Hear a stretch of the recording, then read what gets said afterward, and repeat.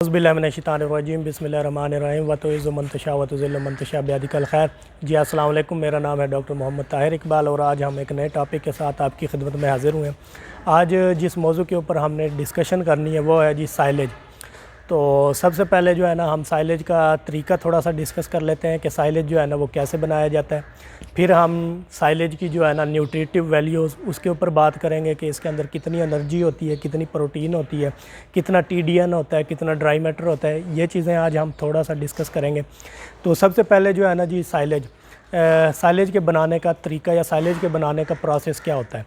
सबसे पहले साइलेज बनाने के लिए हमें जो है ना साइलेज की फसल की सिलेक्शन करनी होती है कि आया कि साइलेज जो है ना मकई मोस्टली, क्योंकि साइलेज मकई का बनाया जाता है, दूसरी फसलों का भी बना सकते हैं हम, लेकिन मकई को जो है ना वो ज़्यादा प्रीफर किया जाता है डेयरी सेक्टर के अंदर क्योंकि ये एक मतवाज़न एक अच्छी न्यूट्रिटिव वैल्यू का साइलेज होता है मकई का साइलेज।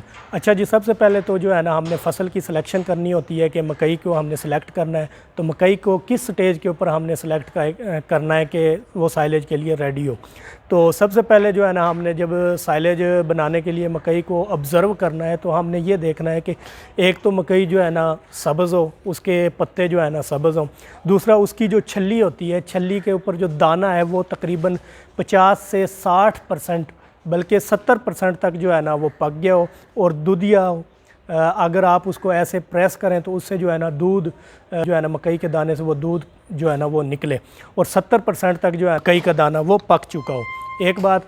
दूसरा जी, इस स्टेज के ऊपर आपने मकई को जो है ना सेलेक्ट कर लेना है, फिर वो मकई काट के उसका कुतरा कर लेना है। कुतरे के लिए आपको जो है ना हार्वेस्टर टाइप मशीनें मिल जाएंगी, या आप सिंपल अगर छोटे फार्मर हैं, छोटे स्केल पे साइलेज बनाना है तो आप कुतरे वाली मशीन से जो है ना उसको कुतरा करके ढाँप लें, उसको इकट्ठा कर लें, उसकी हीप बना लें और उस हीप को जो है ना आपने कोशिश करनी है कि हवा निकालनी है। अब हवा निकालने के लिए आपने करना क्या है, हवा निकालने के लिए आपको ये करना है कि सबसे पहले तो उसको किसी वज़नी चीज़ से जो है ना आपने उसको प्रेस करना है।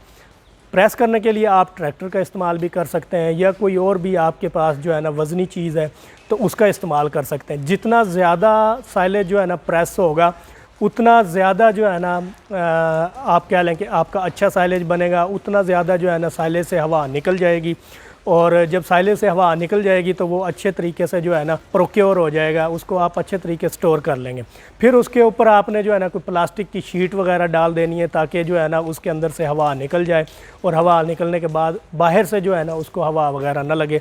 आपने प्लास्टिक की जो है ना शीट से उसको ढाँप देना है और ढाँप के उसके ऊपर आपने वज़न रखना है ताकि एक तो उस वज़न से ये होगा कि मोस्टली हम रिकमेंड करते हैं टायर्स वगैरह, उस वज़न से ये होगा कि एक तो वो प्लास्टिक की शीट जो है ना उड़ेगी नहीं और जो है ना साइलेज को जो है ना हवा आने लगेगी और जब हवा आने लगेगी तो एन एरोबिक एनवायरनमेंट पैदा होगा तो एन एरोबिक बैक्टीरियाज जो है ना वो उसकी फर्मेंटेशन करेंगे और उसकी पीएच जो है ना वो नॉर्मलाइज़ करेंगे। उसकी पीएच मोस्टली साइलेज की पीएच जो है ना वो 4 होती है।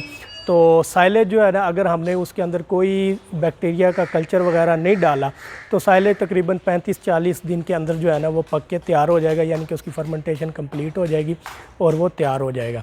तो ये था जी थोड़ा सा एक प्रोसेस आपको साइलेज का बताया कि साइलेज को तैयार करने के लिए जो है ना आपने ये 2-3 स्टेप करने होते हैं। ये छोटा फार्मर जो है ना वो इसको फॉलो करके तो वो देख सकता है, बना सकता है। दूसरा, अब थोड़ी सी न्यूट्रिटिव वैल्यू की बात कर लेते हैं कि साइलेज के अंदर क्या क्या न्यूट्रिटिव वैल्यूज़ जो है ना वो होती हैं। साइलेज के अंदर जी अगर हम ड्राई मैटर की बात करें तो 30 से 40% जो है ना ड्राई मैटर होता है साइलेज का। और मकई के साइलेज की अगर प्रोटीन की बात करें तो वो जी 7 से 9% होती है प्रोटीन।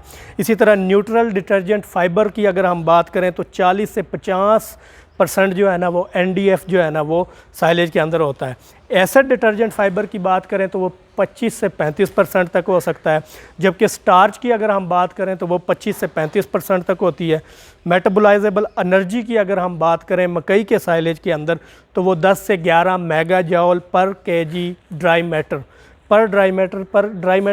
पर केजी के अंदर जो है ना 10 से 11 मेगा जॉल एनर्जी जो है ना वो पाई जाती है। इसी तरह टोटल डाइजेस्टिबल न्यूट्रिएंट्स की अगर हम बात करें साइलेज की तो वो बन जाते हैं जी 65 to 75% तक। और ऐश मिनरल्स वगैरह जो है ना वो 3 to 5% होते हैं। इसके अलावा साइलेज के अंदर जो है ना कैल्शियम, फास्फोरस, मैंगनीज़ वगैरह भी, इसके बाद जो है ना विटामिन A, D3E और सेलेनियम की भी मिकदार जो है ना साइलेज के अंदर थोड़ी बहुत पाई जाती है। तो ये थी जी थोड़ा सा जो है ना साइलेज के बारे में हमने डिस्कस की है। तो आज के लिए इतना ही था जी। दुआओं में याद रखिएगा और मज़ीद इस तरह की इंफॉर्मेटिव वीडियोस देखने के लिए हमारे इस चैनल को लाइक, शेयर और सब्सक्राइब कीजिए। अस्सलाम वालेकुम।